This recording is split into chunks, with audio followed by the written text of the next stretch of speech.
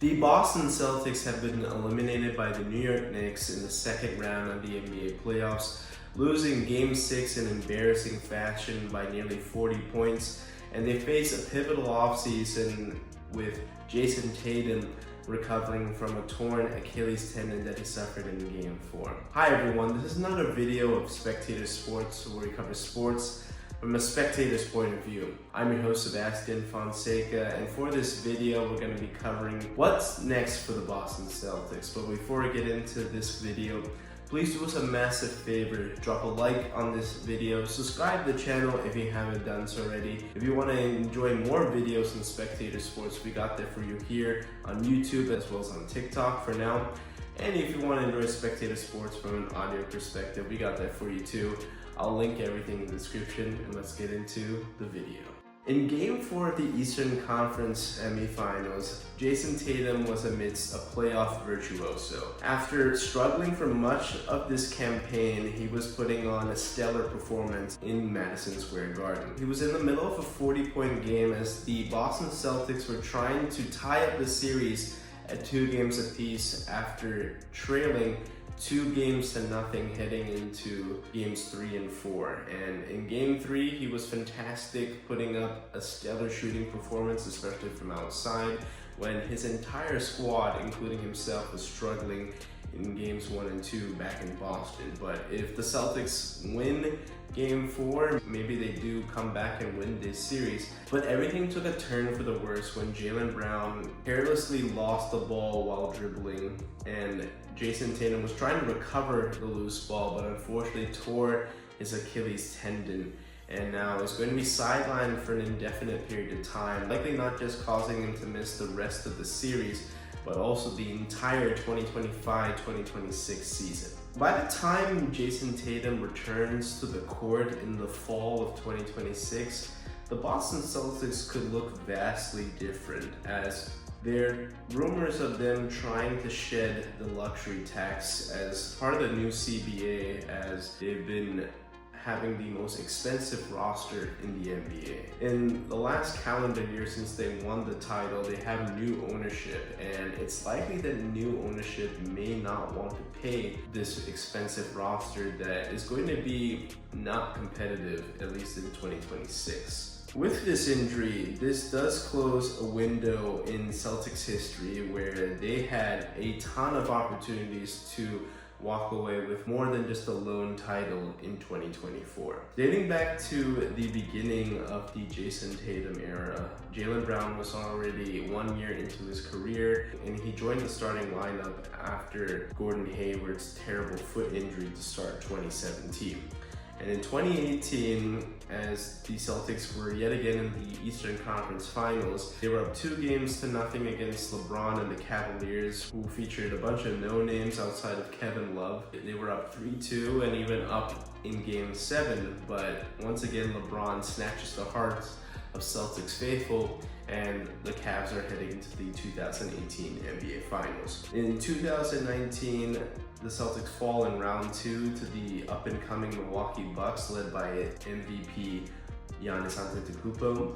And in 2020, in the bubble season, Jimmy Butler and Miami are able to beat the Boston Celtics in 6 games to head to the NBA Finals. In 2021, Tatum goes at it alone as Jaylen Brown is injured heading into the postseason, and the Nets are able to gentleman sweep them in 5 games, with a big 3 led by James Harden, Kyrie Irving, and Kevin Durant. In 2022, the Celtics are able to return the favor to the Nets en route to their first ever finals berth since 2010. In that finals, Jayson Tatum did not have his best shooting performance, especially from the field, as the Celtics blow a 2-1 series lead to Stephen Curry and the Golden State Warriors. In 2023, they have another productive season and back again in the Eastern Conference Finals, but this time against the 8 seeded Miami Heat, They are trailing 3 games to nothing, and despite all that, they do rally to force a Game 7. However, in Game 7, just minutes into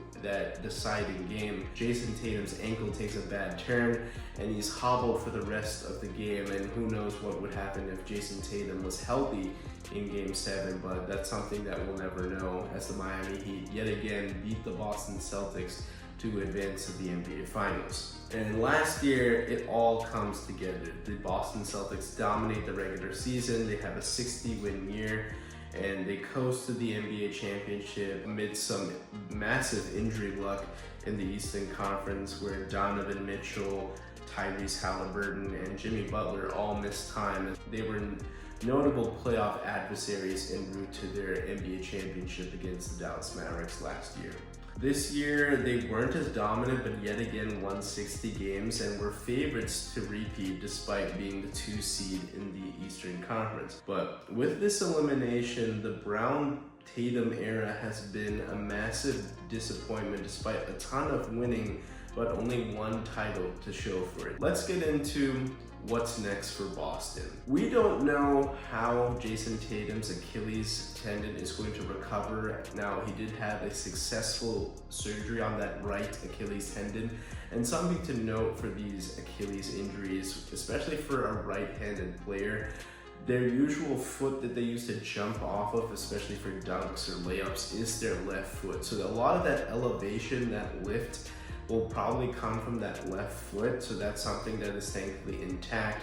But of course, for jump shots, it's an equal playing field, so we'll see how that right Achilles does respond after hopefully a year and a half of rehab.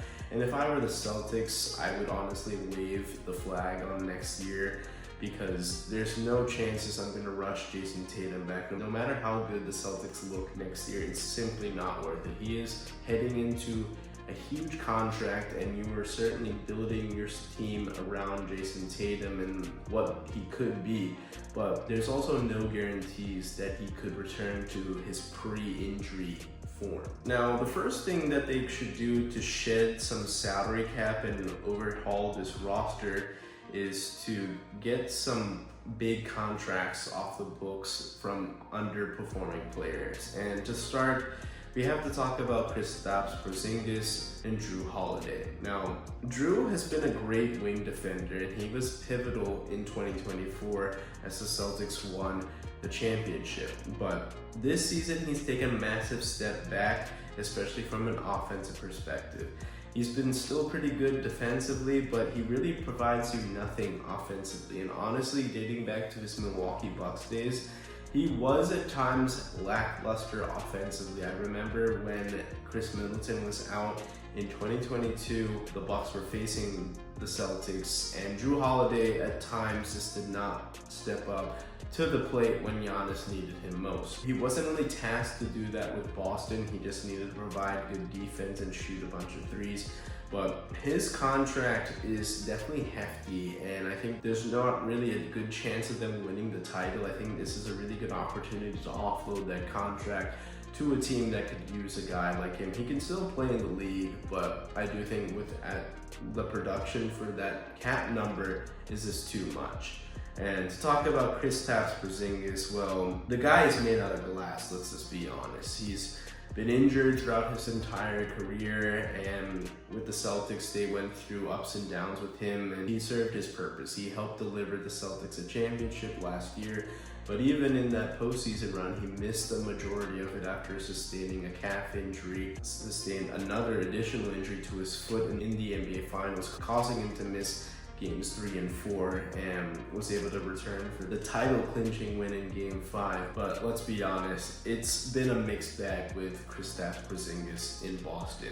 It could mean that his number as well, it would be a good option to offload that heading into the 2025-2026 season. Now, a player that I absolutely would not move is Derek White. Derek White is invaluable at this moment. He's been constantly elevating his plays, especially since joining the Celtics in 2022.